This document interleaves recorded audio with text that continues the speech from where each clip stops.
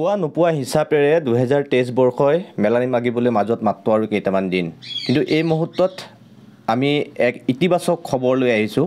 আচলতে এজন মানুহ কিমান খেয়ালি হ'লে, কিমান চখ থাকিলে নিজৰ ব্যক্তিগত ধনেৰে এটা নিজা সংগ্ৰহালয়, ব্যক্তিগত সংগ্ৰহালয় স্থাপন কৰিব পাৰে, তাৰ জ্বলন্ত উদাহৰণ এটা ইতিবাচক পদক্ষেপ লোৱা এজন বিশেষ ব্যক্তি বোকাখাটৰ প্ৰীতিৰঞ্জন বৰুৱা। নাহৰজানৰ এই প্ৰীতিৰঞ্জন দাৰ যিটো পদ্মবিমল কুটীৰ, সেই পদ্মবিমল কুটীৰৰ যি ৰংগভূমি নামৰ তেওঁৰ নিজা যিটো সংগ্ৰহালয়, সেই সংগ্ৰহালয়টো মই এই মুহূৰ্তত ভিডিঅ' জাৰ্নেলিষ্ট মাধুৰ্যক মই দেখুৱাৰ বাবে অনুৰোধ কৰিছোঁ।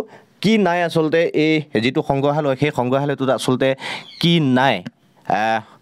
পৌৰাণিক যি সামগ্ৰী, সেই পৌৰাণিক সামগ্ৰী 1969 চনৰ পৰা আজিৰ তাৰিখত যদি আমি চাওঁ যে 44 বছৰে ৰাজ্যৰ ভিন্ন প্ৰান্তৰ পৰা অকণকৈ এপদ দুপদকৈ তেওঁ নিজৰ ব্যক্তিগত খৰচেৰে এই যিটো সংগ্ৰহালয়, সেই সংগ্ৰহালয়টো স্থাপন কৰা পৰিলক্ষিত হৈছে। ব্ৰিটিছৰ দিনৰ বিভিন্ন যিসমূহ সামগ্ৰী, সেই সামগ্ৰীসমূহ তেওঁ ইয়াত ব্যক্তিগতভাৱে ৰখা পৰিলক্ষিত হৈছে। আমি যদি দেখুৱাব পাৰোঁ সমগ্ৰ পৰিৱেশটো, যিসমূহ থলুৱা বাদ্যযন্ত্ৰ, মই থলুৱা বাদ্যযন্ত্ৰসমূহ দেখুৱাবলৈ অনুৰোধ কৰিছোঁ। মই ভিডিঅ' জাৰ্নেলিষ্ট মাধুৰ্যক এই মুহূৰ্তত দেখুৱাবলৈ অনুৰোধ কৰিছোঁ। বিভিন্ন কালি মৃদঙৰ পৰা আৰম্ভ কৰি বেণ্ড পাৰ্টিত বজোৱা বা চেহনাইলৈকে আচলতে ইয়াত সকলো সম্পদ তেওঁ ব্যক্তিগতভাৱে তেওঁ ইয়াত ৰখা পৰিলক্ষিত হৈছে। ৰাজ্যৰ ভিন্ন প্ৰান্তৰ পৰা, অৰ্থাৎ দেশৰ ভিন্ন প্ৰান্তৰ পৰা তেওঁ ইয়ালৈ এই সম্পদসমূহ তেওঁ ব্যক্তিগত যি খৰচ, সেই ব্যক্তিগত খৰচত আজিৰ তাৰিখত তেওঁ সংগ্ৰহ কৰি থকা পৰিলক্ষিত হৈছে। আমি যদি দেখুৱাব পাৰোঁ, ওপৰৰ কিছু দৃশ্য দেখুৱাবলৈ অনুৰোধ কৰিছোঁ। কি নাই আচলতে এই প্ৰীতিৰঞ্জন বৰুৱাৰ এই যিটো ব্যক্তিগত সংগ্ৰহালয়, সেই সংগ্ৰহালয়টোত আচলতে কি নাই? আমি যদি এইফালে দেখুৱাব পাৰোঁ, যিখন পৰশু কোঠাৰ, সেই পৰশু কোঠাৰখন মই দেখুৱাৰ বাবে অনুৰোধ কৰিছোঁ। ধনুকাঁড়ৰ পৰা, ঐতিহাসিক যিসমূহ ধনুকাঁড় আছিলে, সেই ধনুকাঁড়ৰ পৰা আৰম্ভ কৰি থলুৱা যিসমূহ বাদ্যযন্ত্ৰ, সেই থলুৱা বাদ্যযন্ত্ৰ ইয়াত থকা পৰিলক্ষিত হৈছে। আমি এই মুহূৰ্তত যদি দেখুৱাব পাৰোঁ, আৰু পিতিদা যিহেতু আছে, আমি পিতিদাৰ ওচৰলৈ এই মুহূৰ্তত যাম। খুব এক সুন্দৰ পদক্ষেপ, এটা ইতিবাচক পদক্ষেপ আপুনি ব্যক্তিগতভাৱে লৈছে। কিমান বছৰ হ'ল আৰু কেনেধৰণে মনলৈ আহিল যে এটা ব্যক্তিগত সংগ্ৰহালয় আপুনি স্থাপন কৰিব? প্ৰথমতে মই NKTVৰ সমূহ কৰ্মকৰ্তালৈ ধন্যবাদ জ্ঞাপন কৰিছোঁ। আজি আপোনালোক আহি পেলাই মোৰ ঘৰত উপস্থিত হৈছেহি। মই এজন ক্ষুদ্ৰ ব্যক্তি। মই আচলতে কালচাৰ জগতখনৰ লগত সৰুৰে পৰা জড়িত। ক্লাছ 6ৰ পৰাই মই কালচাৰ জগতখনৰ লগত জড়িত, নাটকৰ লগত বিশেষভাৱে জড়িত। আৰু নাটকৰ লগত জড়িত হৈ ৰফিকুল হুছেইন জানুবৰ পৰা অৰুণ হাজৰিকা, আমি একেটা গ্ৰুপতে কাম কৰি আছিলোঁ। আৰু মই মাজতে খালী কেলকাতাত 6 মাহ ট্ৰেইনিং লৈছিলোঁ নৱদ্বীপত, লাইট এণ্ড চাউণ্ডৰ। তাৰপিছত অসমলৈ ঘূৰি আহি মই অসম নাট্য সন্মিলনৰ এজন নাটকৰ প্ৰশিক্ষক হিচাপে অসমৰ বিভিন্ন অঞ্চললৈ গৈছিলোঁ। আৰু বিশেষকৈ নাটকৰ লগত জড়িত হোৱাৰ কাৰণে নাটকত যি আচলতে আৱহ সংগীত আমাৰ প্ৰয়োজন হয়, সেই আৱহ সংগীতবিলাক ৰফিকুল হুছেইনৰ নাটকবিলাকত আপোনালোকে সৰ্বসাধাৰণতে দেখা পাব যে তেওঁ থলুৱা বাদ্যযন্ত্ৰ ব্যৱহাৰ কৰিছিলে।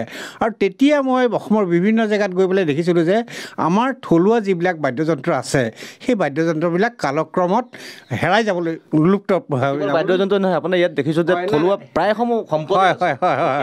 হয়, প্ৰথম অৱস্থাত মই থলুৱা বাদ্যযন্ত্ৰবিলাক সংগ্ৰহ কৰিছিলোঁ। তাৰপিছত লাহে লাহে দেখিলোঁ যে আমাৰ যিবিলাক পুৰণি সামগ্ৰী আছে, সেই সামগ্ৰীবিলাক ইমান চাইণ্টিফিক আৰু ইমান আছিলে, সেই সামগ্ৰীসমূহৰ প্ৰতি মোৰ আকৃষ্ট হৈ পেলাই উঠি অহা প্ৰজন্মক সেই বস্তুবিলাক আমি সংৰক্ষণ কৰি তেওঁলোকক যদি আমি দেখুৱাব পাৰোঁ, বা আমি ভৱিষ্যতে যদি তেওঁলোকৰ কাৰণে এইখিনি সংৰক্ষণ কৰি থৈ যাব পাৰোঁ, তেতিয়াহ'লে মই ভাবোঁ আমি বহুত উপকৃত হ'ব পাৰিম। সেয়েহে মই এপদ দুপদকৈ অসমৰ বিভিন্ন অঞ্চলৰ পৰা এই সামগ্ৰীসমূহ কালেক্ট কৰিবলৈ ল'লোঁ। কি আছে দাদা আজি কি আছে বুলি ক'লে মই আপোনাক ক'ব নোৱাৰিম।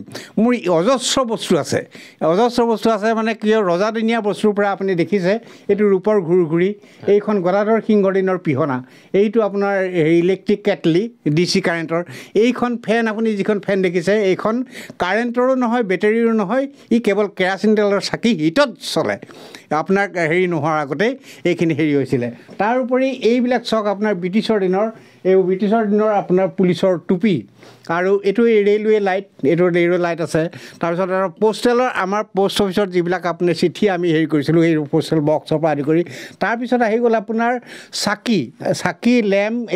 প্ৰথম অৱস্থাত আছিলে কি শলাৰ পিছত আহিছিলে নাহৰ গুটিৰ শলা তাৰপিছত আহিছিলে যে টিপ চাকিৰ পিছত আহিলে লেমৰ পিছত আহি ইলেক্ট্ৰিক হেৰিবিলাক হেৰি হ'ল কালক্ৰমত। তাৰপিছত আপুনি চাওক এইবিলাক এই বাচন বৰ্তন এইবিলাক কাঁহৰ বাচনো আছে, তামৰ বাচনো আছে, পিতলৰ বাচনো আছে। এইবিলাক ৰজাদিনীয়া বাচন, অতি পুৰণি বাচন, এইবিলাক মই সংগ্ৰহ কৰি ৰাখিছোঁ।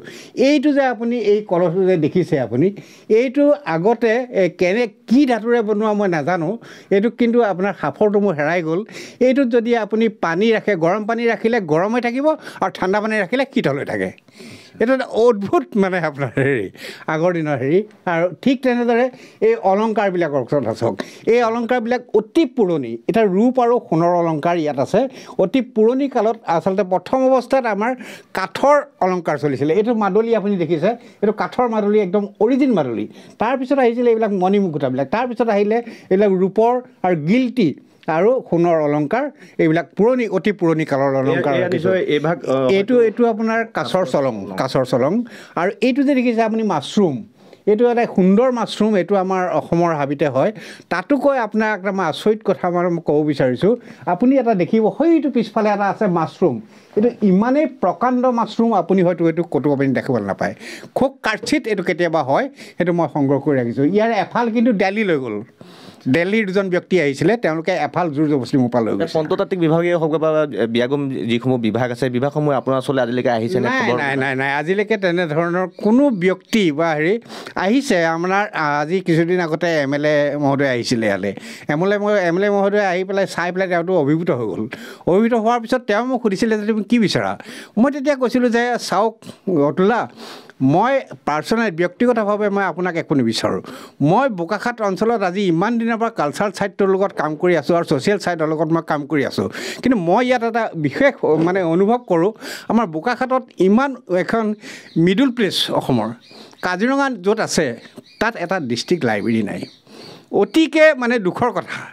তাৰোপৰি আপুনি চাওক, আমাৰ ইয়াত ডিষ্ট্ৰিক্ট লাইব্ৰেৰী নাই, তাৰোপৰি এখন ভাল ফিল্ড নাই খেলা ধূলাৰ কাৰণে। মই ক্ৰীড়া সন্থাৰ লগতো জড়িত, মই টাইকাণ্ডোৰ অল আছামৰ আপোনাৰ কেচিয়াৰ আছিলোঁ, বুজিছে নাই? গতিকে আমি এই দুখ লগা অৱস্থাবিলাক, তাৰোপৰি এখন শ্মশান আপুনি দেখিব, ইকৰাজনত এখন শ্মশান মই এতিয়া বনাই আছোঁ নিৰ্মাণ অৱস্থাত আছে। সেইখন ফাণ্ড এটা লৈ পেলাই মই বনাই আছোঁ। শ্মশান এখনৰ অভাৱ আছে। যদি আপোনাক সোধোঁ যে আপোনাৰ যিটো আপুনি ব্যক্তিগতভাৱে আপুনি এই সংগ্ৰহালয়টো ইয়াত যিহেতু আপুনি স্থাপন কৰিছে, গতিকে যদি মই আপোনাক এই মুহূৰ্তত সোধোঁ যে আপোনাৰ যিহেতু বাসগৃহৰ ভিতৰতে এইটো আছে, গতিকে ইয়াত ছিকিউৰিটিৰ বহুত কথা আহি পৰে বা আৰ্থিকভাৱে আপুনি নিজেই ব্যক্তিগতভাৱে আচলতে কি ক'ব এই ক্ষেত্ৰত? মই চাওক, মই এটা সৰু সুৰা কণ্টেক্ট কৰোঁ আৰু ঠিক তেনেদৰে মোৰ আৰ্থিক দিশটো ইমান সবল নহয়। গতিকে মই এই যিটো মিউজিয়াম ৰাখিছোঁ, এইটো আচলতে প্ৰচাৰ হৈছে আপোনালোকৰ মাধ্যমৰ যোগেদিয়ে কিছু প্ৰচাৰ হৈছে অসমতে নহয় ভাৰততে প্ৰচাৰ হৈছে। বিভিন্ন স্কুল কলেজৰ ল'ৰা ছোৱালীবিলাক ইয়ালৈ আহিব বিচাৰে আৰু আহিছেও। বিভিন্ন জেগাৰ পৰা মোক স্কুল কলেজৰ হেডমাষ্টাৰ বা প্ৰিন্সিপালসকলে যোগাযোগ কৰে যে আপোনাৰ সংগ্ৰহালয়ত বহুতো কিছু এনেকুৱা জানিবলগীয়া শিকিবলগীয়া ল'ৰা ছোৱালীৰ বস্তু সংগ্ৰহ কৰিছে, আমি গম পাইছোঁ, আমি ল'ৰা ছোৱালী লৈ যাব বিচাৰিছোঁ। 2-1খন স্কুল আহিছে, আহি পেলাই তেওঁলোকক আচলতে কি হয়, মোৰ এই সৰু ৰুমটোত এই সংগ্ৰহ কৰি ৰখা বস্তুখিনি মই তেওঁলোকক আচলতে বুজাবলৈ মোৰ মানে হেৰি বিশেষ অসুবিধা হয়। গতিকে মই আজিকালি সেই স্কুল কলেজৰ ল'ৰা ছোৱালী বহুত এতিয়া তিনিচুকীয়া, মাজুলীৰ পৰা আপোনাৰ ডিব্ৰুগড়ৰ পৰা আহোঁ কৈ আছে কলেজৰ ল'ৰা ছোৱালী বা স্কুলৰ ল'ৰা ছোৱালী, মই তেওঁলোকক মানা কৰি ৰাখিছোঁ যে কি আহ্বান জনাব? কি কয় চৰকাৰলৈ কিবা আহ্বান জনাব? MLA মহোদয় আহিছিলে, তেওঁতে দেখি পেলাই মোক কৈছিলে যে ঠিক আছে, মই আপোনাক এটা ডাঙৰ ঘৰ এটা মই দিয়াৰ ব্যৱস্থা কৰিম। কিন্তু আজিলৈকে সেইটো আৰু ফটোকাৰ ফেনত পৰিণত হ'ল।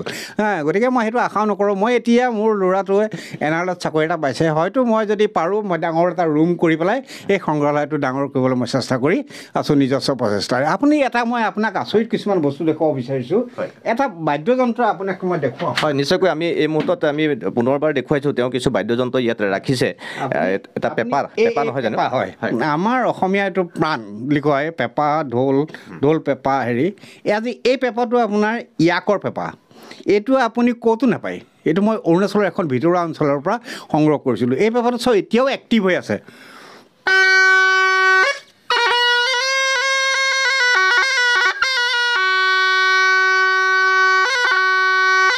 কিমান সুন্দৰ আৰু কিমান মিঠা। এতিয়া চাওক মহৰ শিঙৰ পেঁপা, এইবিলাক মহৰ শিঙৰ পেঁপা আছে, এইবিলাক আমাৰ অসমীয়াৰ বাদ্যযন্ত্ৰ। আৰু এটা মই বাদ্যযন্ত্ৰ দেখুৱাব বিচাৰিছোঁ, এইটো প্ৰায় 250-300 বছৰীয়া ডগৰ। এইটো চাওক একো গুই চালেৰে নিৰ্মিত। এইটো মই এখন ভিতৰুৱা অঞ্চলৰ পৰা হেৰি কৰিছিলোঁ। এই যে কাঠৰ হেৰিবিলাক দেখিছে, এইবিলাক আপোনাৰ হেঙুল হাইতাল কৰা তেতিয়াৰ দিনৰে। আৰু এই বাদ্যযন্ত্ৰটো ইমান লোকবাদ্য হিচাপে ব্যৱহাৰ কৰা হয়, ইমান সুন্দৰ। গতিকে এই বাদ্যযন্ত্ৰ মই সংগ্ৰহ কৰি ৰাখিছোঁ। আৰু এটা মই বস্তু আপোনালোকক দেখুৱাব বিচাৰিছিলোঁ, এইটো চাওক, এইটো আমাৰ যেতিয়া আপোনাৰ চাউণ্ড বক্স আজি মাইক চাইক ব্যৱহাৰ আজি কেলকাতাৰ পৰা মই আনিছিলোঁ এইটো, তেতিয়া আপোনাৰ মিটিং চিটিংবিলাক হেৰি কৰিবৰ কাৰণে ইয়াত কিন্তু কোনো বেটেৰীৰ কথা নাই, কোনো হেৰিৰ কথা নাই। এইটো প্ৰথম মাইক্ৰফোন হিচাপে ওলাইছিলে। হেল্ল' অৱশ্যে এতিয়া এইটো কিছু কমি গৈছে, তেতিয়া আপোনাৰ এইটো এতিয়াও বাজে। এইটো ভাইব্ৰেশ্যনৰ ওপৰত হয়। এই বস্তুবিলাক হয়তো ল'ৰা ছোৱালীয়ে দেখা নাছিলে। গতিকে মই এই সংগ্ৰহ কৰি ৰাখিছোঁ এই বস্তুবিলাক, এই বাদ্যযন্ত্ৰবিলাক, আপোনাৰ লোকবাদ্যবিলাক ইমানেই সুন্দৰ বাদ্যযন্ত্ৰ, অসমৰ বাদ্যযন্ত্ৰ। আৰু অসমৰ যিটো কলা কৃষ্টি সংস্কৃতি, এইটো ইমানেই উন্নত। আজি বাহিৰৰ দেশৰ মানুহ কলা কৃষ্টিৰ প্ৰতি আকৃষ্ট হৈ পেলাই তেওঁলোক মাজুলীলৈ আহিছে, বিভিন্ন ধৰণৰ ৰিচাৰ্চ কৰিছে, হেৰি কৰিছে। তেওঁলোকে ইয়াৰ পৰা, আমাৰ পৰা এই বাদ্যযন্ত্ৰ বা সংগীত বা কলা কৃষ্টি কিনি পেলাই তেওঁলোকৰ নিজৰ দেশত তেওঁলোকে এইটো হেৰি কৰিবলৈ লৈছে। আৰু এটা বস্তু দেখিছোঁ, এয়া নিশ্চয় সেইটো সময়ত পাখি কলম নহয় জানো? মই ভিডিঅ' জাৰ্নেলিষ্ট, মই মাধুৰ্যক দেখুৱাবলৈ অনুৰোধ কৰিছোঁ। কলম আৱিষ্কাৰ হোৱাৰ আগতে যি পাখি কলম আছিলে, সেই পাখি কলম ইয়াত তেওঁ ৰাখিছে, যিটো তাত অৰিজিন একদম পুৰণা হয়, ব্ৰিটিছৰ দিনৰ হয়, ব্ৰিটিছৰ ৰজা মহাৰাজাৰ দিনৰ, ৰজা মহাৰাজাৰ দিনৰ হেৰি এইটো। আৰু এইটো কালি আপুনি যে দেখিছে, এইটো 250 বছৰীয়া কালি। এইটো আপোনাৰ অসমৰ যিজন বিখ্যাত কালীবাদক, ৰাষ্ট্ৰপতি পুৰস্কাৰপ্ৰাপ্ত স্বৰ্গীয় যুগল শইকীয়া, তেখেতে নগাঁৱৰ আছিলে, ৰাষ্ট্ৰপতি পুৰস্কাৰপ্ৰাপ্ত কালীবাদক আছিলে। এই কালিটো তেখেতে মোক উপহাৰ দিছিলে যে মই মিউজিয়ামত ৰাখিবৰ কাৰণে। হয়, নিশ্চয়কৈ। আৰু এনেদৰে মই যদি এই মুহূৰ্তত কওঁ যে বোকাখাতৰ এই বিশেষ ব্যক্তি জনৰ কথা কৈছোঁ, বিভিন্ন সাংস্কৃতিক জগতৰ লগতে হওক বা খেলৰ লগতে জড়িত এই বিশেষ ব্যক্তিজন প্ৰীতিৰঞ্জন বৰুৱা কিন্তু ব্যক্তিগত খৰচত আজিৰ তাৰিখতো বিগত প্ৰায় 44টা বছৰ ধৰি তেওঁ এনেদৰে এপদকৈ ৰাজ্যৰ লগতে ৰাজ্যৰ বিভিন্ন ঠাইৰ পৰা এনেদৰে এই সম্পদসমূহ তেওঁ সংৰক্ষণ ৰাখিছে। কিন্তু অতি দুখৰ বিষয় যে আজিৰ তাৰিখলৈকে কিন্তু ৰজাঘৰৰ তেওঁৰ এই যিটো সংগ্ৰহালয়, সংগ্ৰহালয়টো তেওঁৰ চকুত পৰিছে, ৰজাঘৰৰ চকুত পৰিছে, কিন্তু তেওঁলোকৰ ফালৰ পৰা বা চৰকাৰৰ ফালৰ পৰা কিন্তু আজিলৈকে কোনো ধৰণৰ সাহায্যৰ ব্যৱস্থা কৰা। তেওঁ নিজৰ ব্যক্তিগত খৰচত ব্যক্তিগত এই যিটো বাসগৃহ, তেওঁৰ সেই বাসগৃহৰ এটা মাত্ৰ সৰু ৰুমতে এই সম্পদসমূহ তেওঁ ৰাখিছে। ইয়াত বিভিন্ন নিৰাপত্তাজনিত কথা আহি পৰে। তাৰ সমান্তৰালকৈ এই বিভিন্ন ঠাইৰ পৰা যিহেতু ইয়ালৈ ছাত্ৰ ছাত্ৰীসকল আহে অধ্যয়ন কৰিবৰ বাবে, গতিকে এটা আহল বহল গৃহৰ আচলতে ইয়াত তেওঁৰ প্ৰয়োজন হৈ পৰিছে। গতিকে এই ক্ষেত্ৰত যদি চৰকাৰে এই 2023 বৰ্ষৰ শেষৰ ফালে হ'লেও অন্ততঃ 2024 আৰম্ভণিতে হ'লেও যদি তেওঁৰ এই সংগ্ৰহালয়টো এটা ভাল খবৰ যদি চৰকাৰৰ ঘৰৰ পৰা দিয়ে, সমগ্ৰ বোকাখাতবাসীয়ে কিন্তু এই লৈ পেলাই আশা প্ৰকাশ কৰা পৰিলক্ষিত হৈছে।